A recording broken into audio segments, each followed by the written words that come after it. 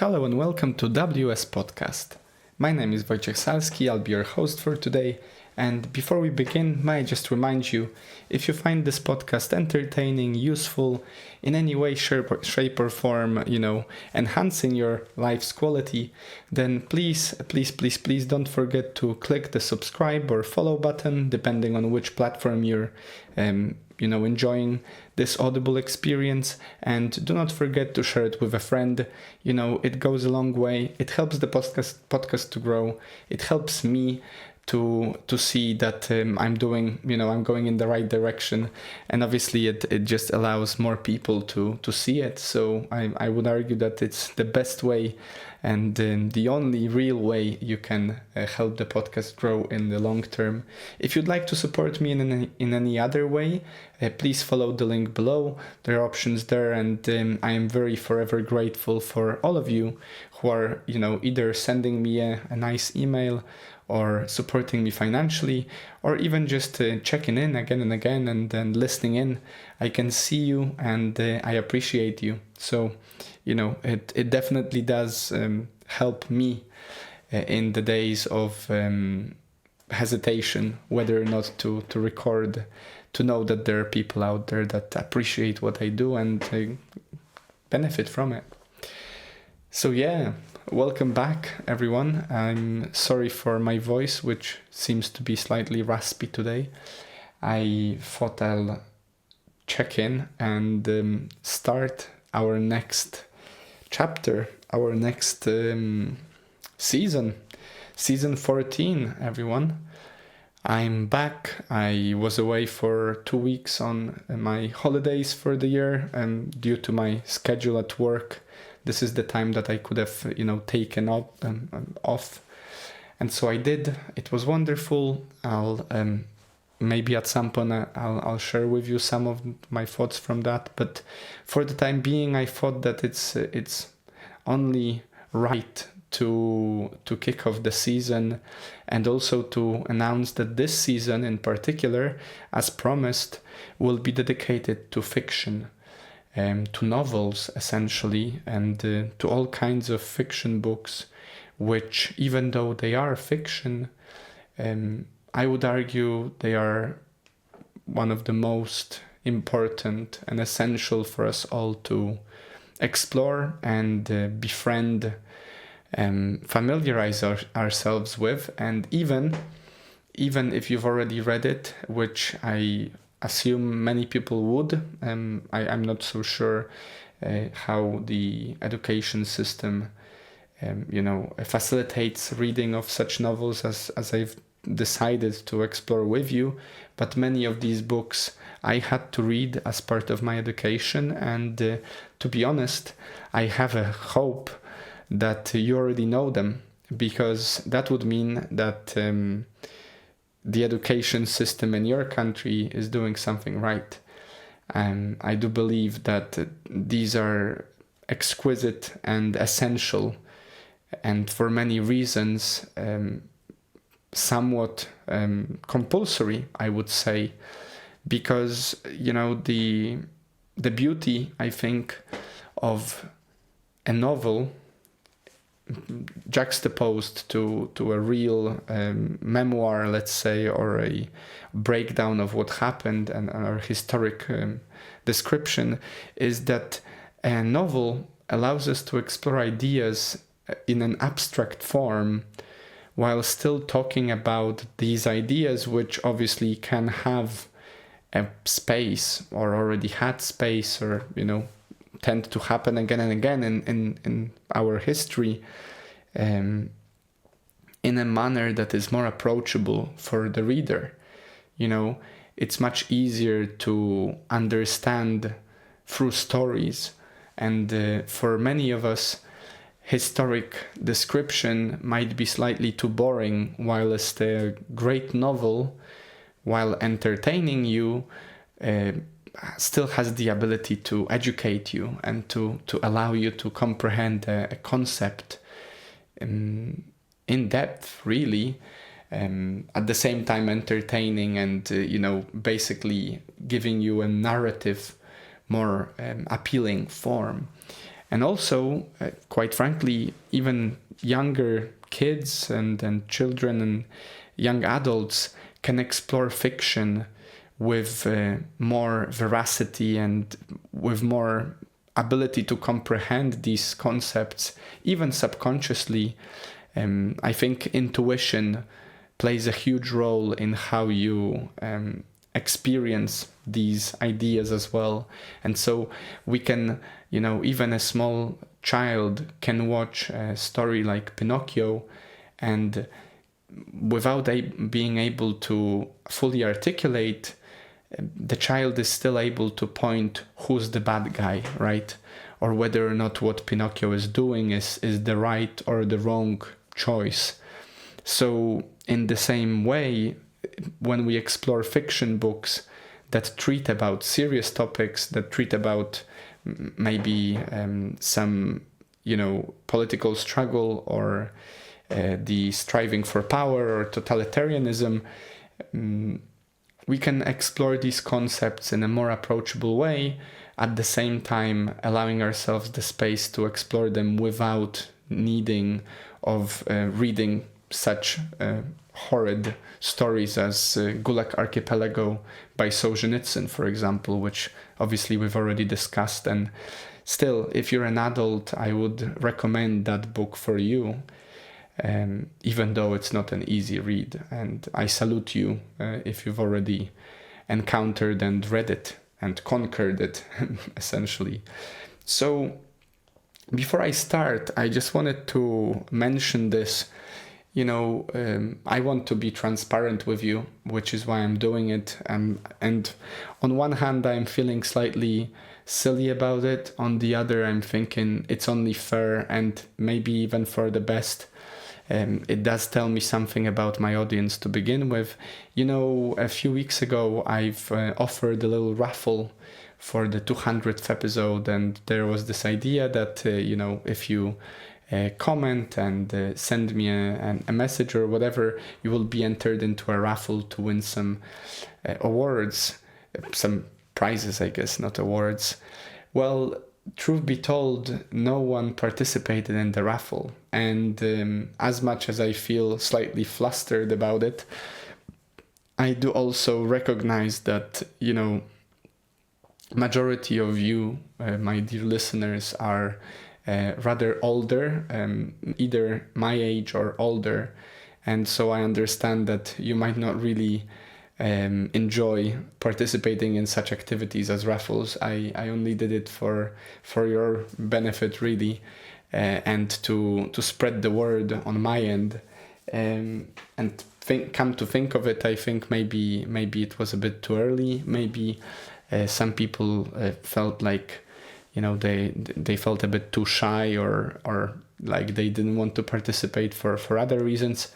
Whatever it is, I appreciate the silence as a sign of what should I focus on, and becoming more and more weary and tired of social media as well. I think it's only fair that I'll stick to what I do best, which is creating these podcasts for you. And time will tell. Maybe in the next milestone I'll do some sort of promotion again, but for the time being, I'll keep to what you do appreciate and enjoy.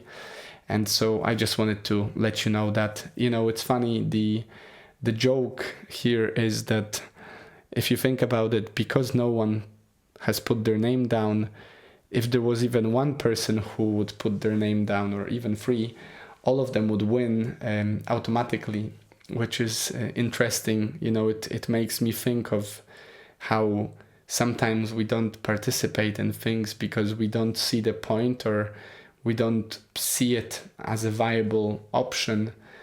And yet, in some circumstances, it really is as simple as just putting your name down. So I guess that's a lesson for the both of us. And I just wanted to be transparent and frank about it. And I appreciate all of you who are listening, and I can see, and And I can see you're doing that, so that's the most important part, really. All the Instagrams and everything, that's kind of noise on the background, a cherry on top, but not really on the cake I would like to eat. So yeah, with all these done and dusted, with these thoughts down there, and I guess we can start. So today I would like to take on the challenge of discussing or shedding a light on George Orwell's amazing, exquisite book 1984, which quite frankly is a very worrisome sort of advice, or maybe an invitation to consider what would it take for us to become a slave to a fully totalitarian regime.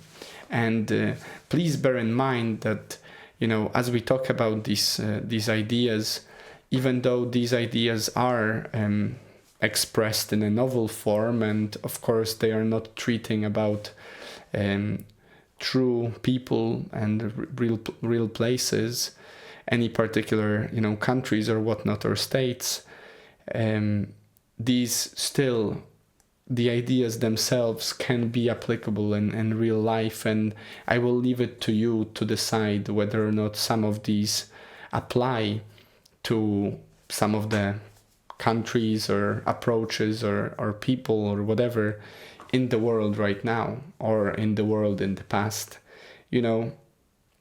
Some say that Orwell has written it as a word of caution. Some say he's written it as a word of guidance. I guess only God can tell what's the truth about that. But I thought, I was thinking which books to put into this 10 episode season about fiction books, and the moment I looked through my list, I knew that this is where we're gonna start, simply because it talks about the most essential, the most important of the freedoms, the freedom to choose and the freedom to think. And so the idea of free speech, and even this podcast, as I said before, in some way, my freedom to express my thoughts to you, and your freedom to oppose them and to question them, lies at the root of our ability to deal with life and to communicate, quite frankly, so to make sense of the world.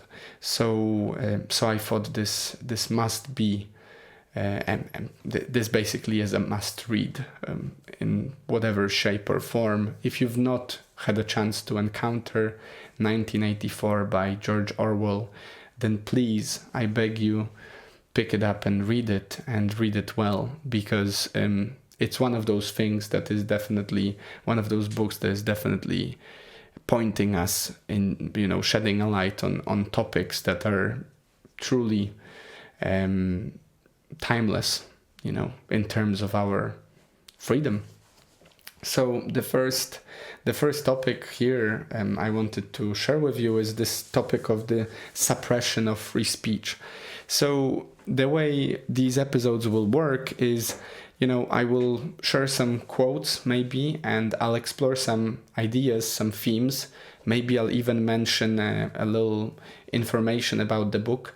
But since it's a novel and I don't want you to lose the appreciation, or by, I don't want basically to be spoiling the fun for you, I will refrain from exploring the book's narrative in depth, right? I will try to make sure that whatever I share with you is only a small detail of the bigger whole, so you can still appreciate and enjoy the book for yourself. So the first quote I wanted to share with you is this one. who controls the past controls the future. Who controls the present controls the past. And so in the book, the party, which is the ruling party of the state, plays many tricks on its citizens to ensure that, basically all thoughts, all speech, all thoughts, all actions are fully controlled, right? And they do so through many different means of coercion. Orwell very smartly creates these new words, basically. One of them being newspeak, which is basically this sort of technology that reduces the range of one's thought, and so also limits the language. Doublethink, which basically is an approach that allows the public to accept contradictory beliefs, and so in a way to accept lies, and even recognizing that they are completely contradictory, not to dissent against it. And of course many ways of surveillance of all kind. There is a sort of an agency called Thought Police in the book, which, as the name suggests, truly is policing one's thoughts. And so as these thoughts are tracked, and every individual is being surveilled and observed in detail, and basically looked at all times, overseen at all times, the thought police is there to ensure that you do not cross any lines that the party has established for you not to cross, essentially rendering your freedom to non-existent in the long term. And this idea here is obviously that controlling language and expression is central to a totalitarian power, as it stifles ability to articulate resistance or alternative ideas. And this is the big part, the major part about free speech and freedom of thought in particular. I've drawn this little pyramid for myself when I was thinking about it. If you consider your freedom to do something, freedom to act, let's say, a freedom to buy one thing over another, or freedom to go into one place rather than the other, of course, that physical freedom to act is certainly one of the essential levels.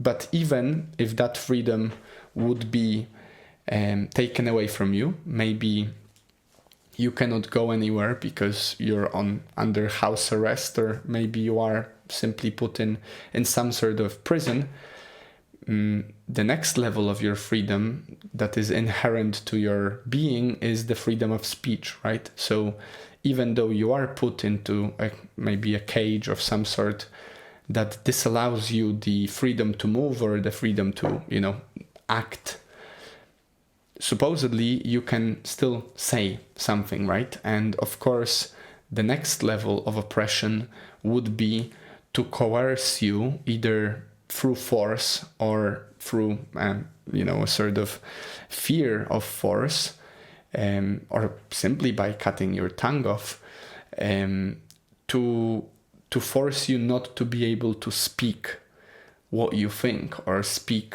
your truth, whatever it is, or speak your opinion.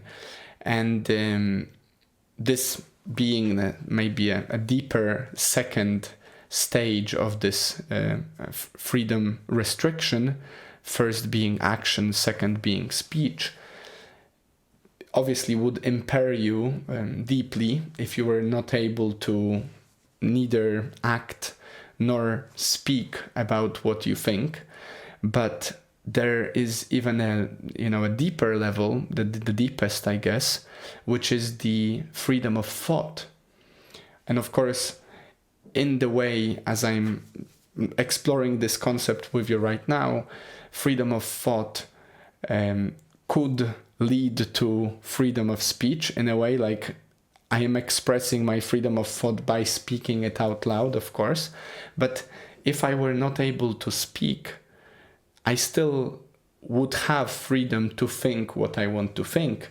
Well, in Orwell's 1984, this dystopian future or of sorts, or maybe this dystopian space in which the narration, the story is taking place, even the thought is being restricted.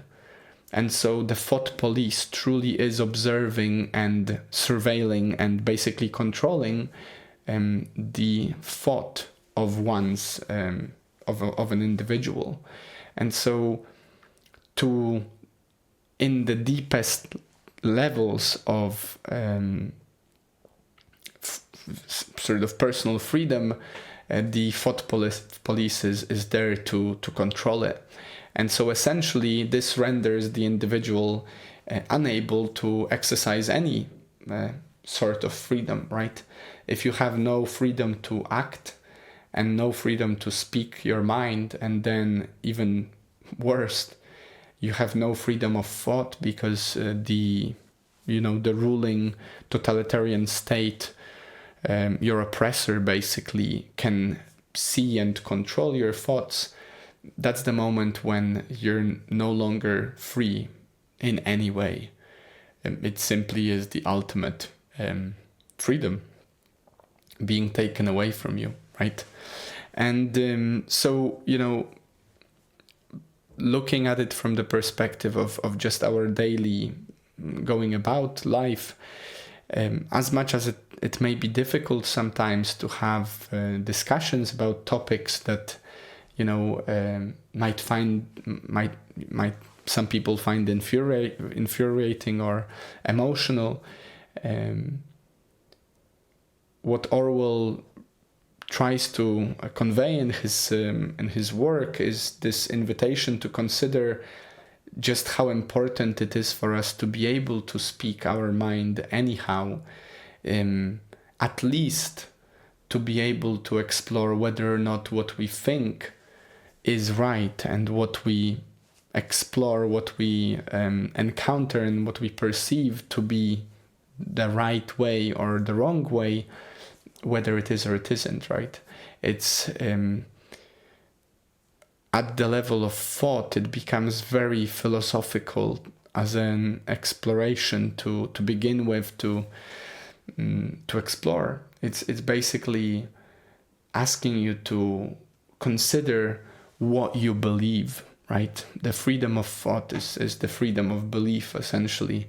Of course, you might know some facts, but ultimately, if to one a fact is a fact and to another it's not a fact, then you could still consider your fact to be a belief of some sort. And the moment you no longer can act upon your ideas and speak them out, speak your truth basically, and then they take away your freedom to think, well, that's the moment when you truly are a slave to your oppressor.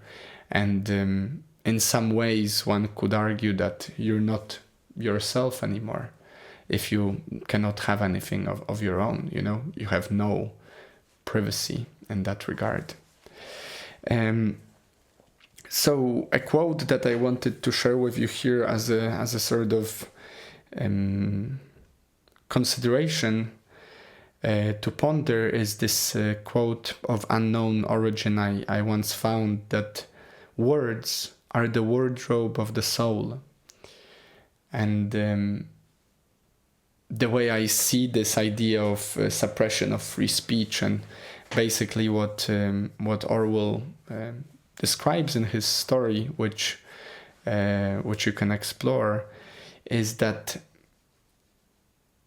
we should pay attention to just how much freedom we have to express ourselves, and we should be very wary to discern and limit someone else's ability to speak their mind under the guise of anything, under the guise of, being politically correct, under the guise of trying to save the world, the planet, another one, whatever it is, it's a very difficult, very thin line, thin rope to walk between oppression and I guess a status quo which allows people to speak their mind. It's very difficult, and I often think just how ignorant and unable I am to truly discern what is right and what is wrong. And whenever I feel the push or the pull to judge another, I remind myself of these words from the Bible, judge ye who will be judged, right? The moment you start judging others is the moment you will be judged for that. And so yeah, I would argue that the freedom of thought is the most essential, freedom of speech is second, and the freedom of action is, of course, the third one.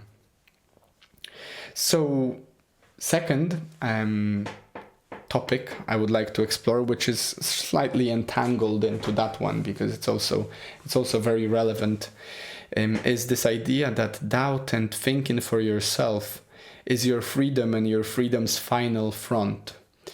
Now, this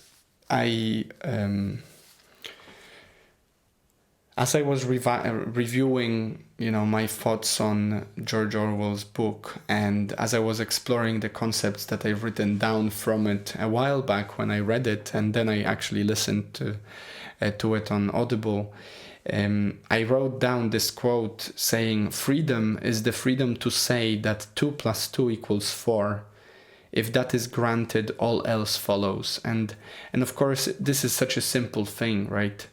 Maths. Of course, 2 + 2 = 4. At least that's what seems to be, the agreement out there, a fact, if you will. The thing here is, though, that one of the characters in the book holds on to this truth of 2 + 2 = 4. Because even that truth is being undermined by the party in power, right?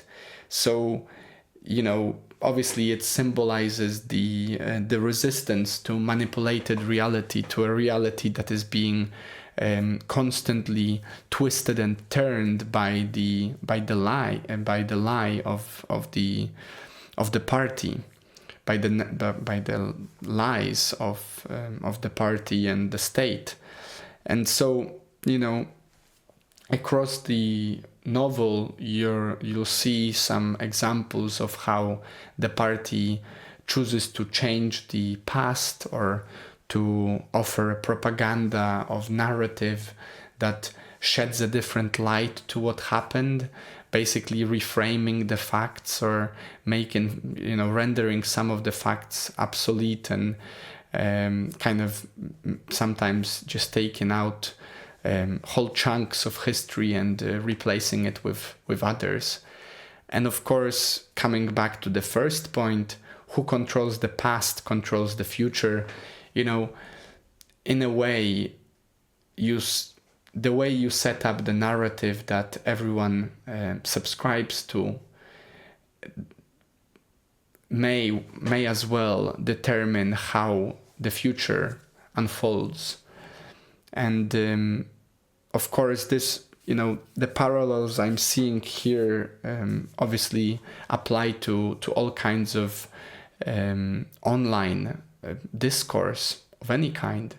Ultimately, if we place reliance on social media to tell us what's the truth, knowing from other topics that we've explored the way the algorithms offer us our own supposed truth, but don't actually are not actually optimized for the truth in and of itself,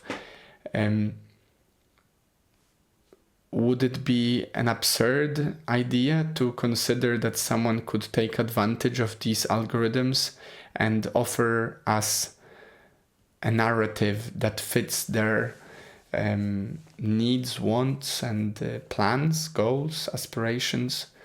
This is basically what the author explores in the book, that the state, if it has the totalitarian power of, deciding what can be thought about and what can be spoke about, and basically what's the history, what's the past, and where are we going into the future, and most importantly, what is happening right now, the state essentially becomes a full-on overlord of people's experience.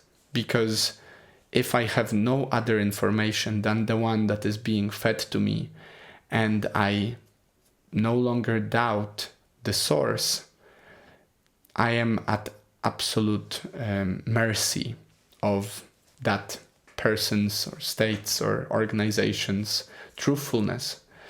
And of course, this is not to say that there are no truthful states, ideas, people, whatever. This is more to emphasize that it should not be, we should not discredit doubt as something that is silly or not valuable or unsuitable or, out of place. I would argue that to doubt is essential, and to ask questions, to be able to ask questions without worrying that we're asking them, this allows us to truly grasp concepts and to understand what's going on, and most importantly, to have a discussion, to exchange ideas. The moment we no longer can openly speak about the topic or discuss it is the moment we are at mercy of whoever is holding the official microphone. And this can be, as George Orwell's book shows, to our detriment and to the detriment of the community and the world, potentially. I wrote here for myself this idea that if someone can make you believe or even accept a lie, they slowly but surely undermine reality to their benefit. What is a lie but a twist in the fabric of reality? There is a saying, there is some quote from Mark Twain that says something like, "A man who never lies does not have to remember what he said." If you always tell the truth, you don't have to remember what you said, because there is, you're not relying on that lie to be propagated into the future because you told the truth. The person who's constantly coming up with lies will have to come up with more lies going forward to make up for these gaps that are widening, right? So if this is what's the truth and you said a lie, then the next time you're saying a lie to defend your previous lie, you're even more widening this gap between reality and what your reality supposedly is.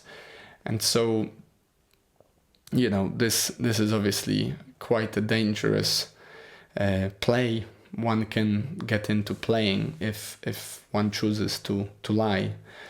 But of course, the idea here that for us as the recipient of anyone's lie or expression is, let's have a healthy dose of doubt. And it applies to everything, It applies to this podcast as well.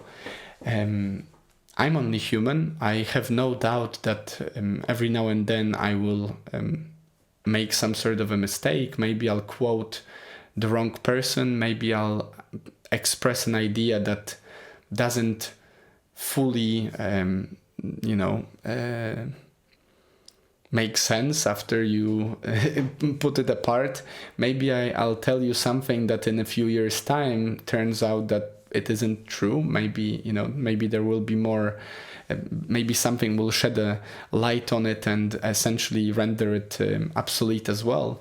Whatever that is, the invitation for you is to have the healthy dose of skepticism and to truly explore for yourself, this idea.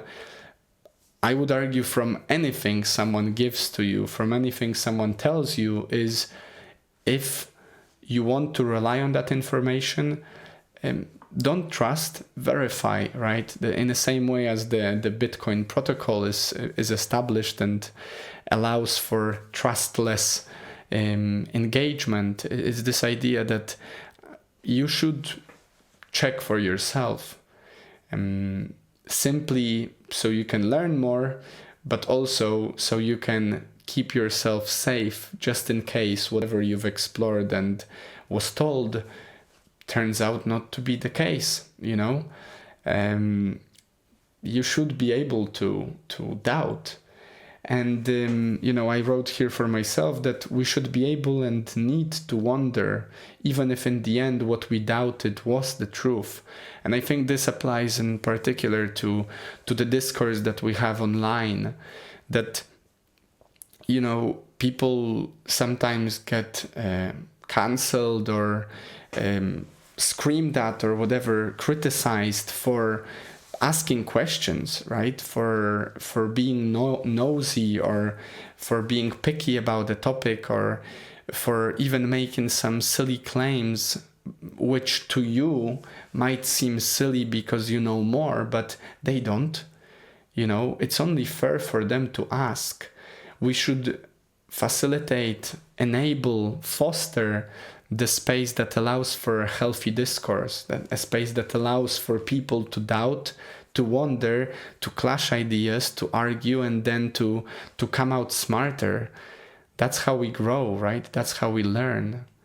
If you ever had a trusted friend, or maybe you have a spouse, you know how important it is for us to bounce an idea of someone else, Maybe I come up with a great idea that I think is a great idea, and then I share it with my loved one, and in their difference of experience, they might point to some issues with that idea, and essentially help me understand that I'm in the wrong, or maybe that I'm missing the mark a little bit.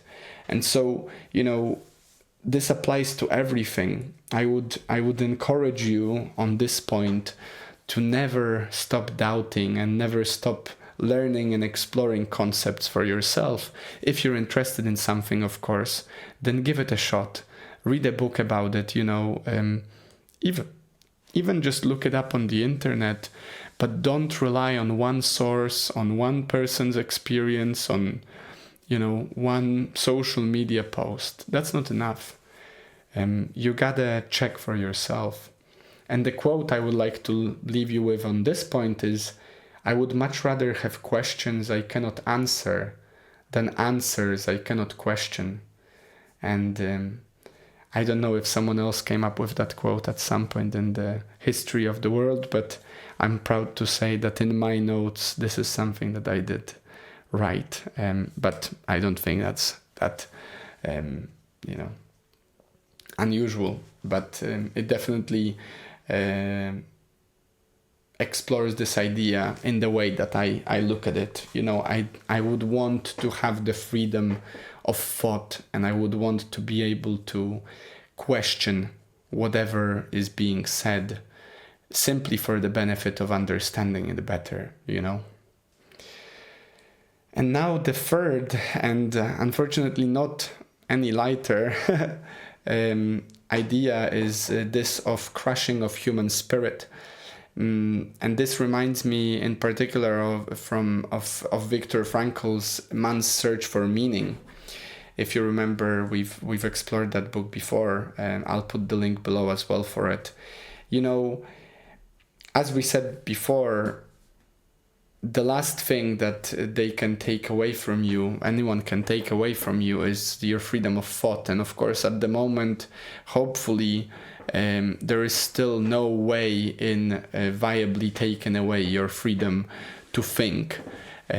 Someone can put you in prison, someone can render you unable to speak, but you can still think for yourself. And Viktor Frankl in his book points to this truth that overall his companions in the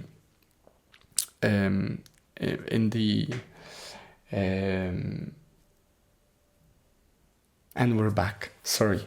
So, Viktor Frankl in his book Man's Search for Meaning points out to this observation he made that people who had something to look forward to, or who chose not to give up, were much more likely to survive the horrific state of the concentration camps, whereas those who got their spirit broken, or lost their faith, lost their hope, would be more likely to fall and die, basically. And so this idea of crushing the human spirit is truly explored in George Orwell's book. Now, the quote here to begin with is, "If you want a picture of the future, imagine a boot stamping onto a human face forever." Now, this is a quote of one of the officials saying that to one of the characters in the book, and it's this sort of dystopian future he paints in which power above all else is worshipped. Now, this is an important point I wanted to make. What you worship, right? What you consider to be of value tells of your character, right? And essentially you can observe by your performance, your results, what you worship, right? So for example, if you have a healthy and strong body and you look like an athlete, I can tell just by looking at you that you worship healthy body as an idea. It will be very different than if someone is obviously struggling with weight and maybe constantly eats some ultra processed food, as we've explored in Ultra Processed People book review. In a way, that person is worshipping this idea of eating a lot. And not necessarily would they agree that they worship the idea of being obese, but certainly by the results, by the fruits, you'll know them, right? That's the quote. By the results you have, you can tell what you're giving your energy to, which essentially, in a way, is you worship. So, this idea that power is the end to all means, and as an end of itself, is explored in the book and pointed as that's what the party wants. The party wants to crush every individual spirit, hope, love, and basically change it all into the power struggle, in which obviously the most powerful prevails, and everyone else is the slave to this overwhelming force of the totalitarian state. I think it's really important for us to observe that, because in many ways conformism and conforming to whatever is the societal norm is a healthy as well as unhealthy, in some parts, necessity of living in a community, right?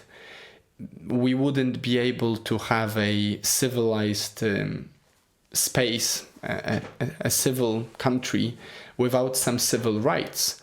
And so obviously some of these rights rights essentially are both freedom empowering and freedom limiting. So if you think about it, because we have some documents such as the Constitution or the Bill of Rights or, the Code of Conduct or whatever, you establish some rules of the game, some framework within which, because that framework is established, we have both more freedom in some regard and less freedom in others. So, for example, let's consider two options. In one situation, you have some rules regarding private property, and in another, you don't. Maybe one case is you have a somewhat of a working civilization that has a sort of a democratic system, whatever it is, but it has private property rights. And so, there will be punishment for someone taking away what I have. And then you have the other option, which is you have a state in which there is a total anarchy. There are no rules, there is no private property rights. And basically, if someone takes away what I have, there is no disincentive, there is no punishment for them. Maybe apart from me being able to try and fend them off. But essentially, no one else is coming to help me. Obviously, in the first option, I actually have more rights to my things because it's less likely someone will take it away from me. But also, at the same time, I gave away my freedom to pursue other people's things.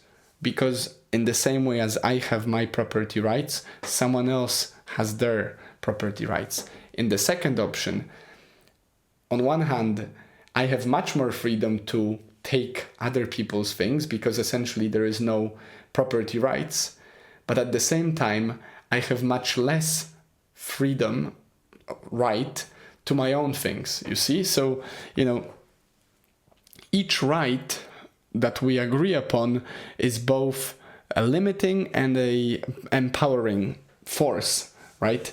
Because each right, if we agree on a certain rule, it's only fair that it applies to all of us. Of course, there are some circumstances that the rules don't apply to all, and that's not really what a fair agreement would be. Of course, there are circumstances and situations where the powerful are taken everything and the non-powerful have none, and this is basically what the dystopian story in 1984 paints. This idea that whoever is in power, the totalitarian state, has everything and the individual is left with nothing. Even their individuality is stripped away from them, basically rendering them, completely a slave. And, an important thing for us to consider here is yet again this idea of spirit, this idea that, there is this quote that you either stand for something or you'll fall for anything, right? You need to have your own morality of some sort. And if you don't, then that's your morality. If you think about it, you have some beliefs. If you don't believe in God, then you believe there is no God, right? No one exists without any set of values that they, worship. Maybe you're just not conscious about your values, but, certainly if you look around you and observe your life, you'll know what your values are. You can sort of tell what you stand for. And this invitation here from the book is to recognize that the moment someone manages to break your spirit, the moment someone manages to basically coerce you to stop believing in anything or stop standing for anything, they can do whatever they want with you, right? If you never draw the line, essentially you got invaded. Your personal space, your personal life, your life in general becomes rendered, useless, right? Someone just takes it away from you. And so, the final bastion of your freedom in that regard is your spirit. and your belief, your faith, your love. And this is what the state in 1984 strives to completely, destroy from within the individual. And my invitation here for you is to consider, what is your role model, what are your values, what do you worship, And if you don't know, then you should get to know it, because it certainly is guiding some parts of your life. And even if it is subconsciously guiding your life, it nevertheless is. So it's one of those topics that, one of those ideas that even if you try to run away from, well, I'm sorry, like, you can run away all you want. It's within you, it's yours, right? It is a part of you. So you better get to know yourself. And this is the invitation, I would say, that you can derive from 1984's story. Now, the final quote here in this regard is from Benjamin Franklin. Rebellion to tyranny is obedience to God. And, I think even if you do not believe in God, you can simply change the word God to highest good here, and it still would work. Rebellion to tyranny is obedience to highest good. It's almost like this idea that if you don't worship the highest good, obviously you worship something else. And what do you worship? Maybe you worship the highest bad.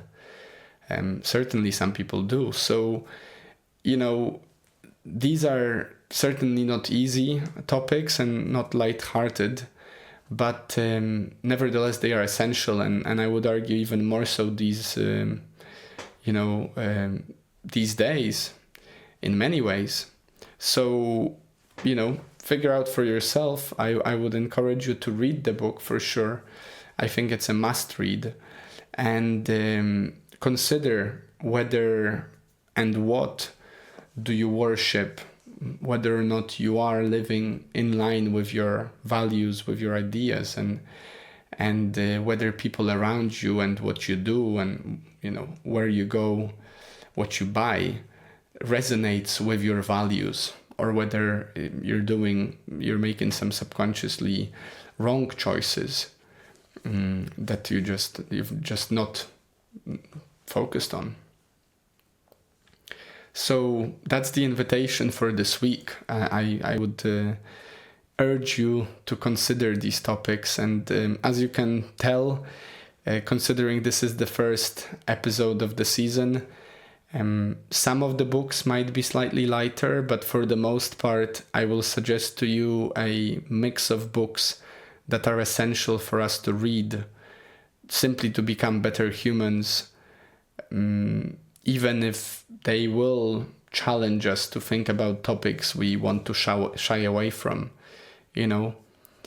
As I said, your freedom of thought, your freedom of speech, and your freedom to act respectively are the most important freedoms. And so I think it's a very, very important and essential topic for us to come back to again and again. So yeah, other than that, yet again, please, if you've not yet, follow and subscribe. Basically click below to get some signed up for our little community that is building. I appreciate all your emails and support, all of the financial support I'm getting. Thank you for being here. I'm back, and I'll be in and out for the next year, basically. I don't think any major vacation is coming up, unfortunately. But we'll enjoy ourselves in the meantime with some quality reads. So yeah, if you want to suggest any book I should explore in the coming weeks or months, please send me a little email or comment below. That's always fun. And other than that, thank you so much for your listening. Have a wonderful, wonderful week. Stay happy, stay healthy, and I'll see you next time.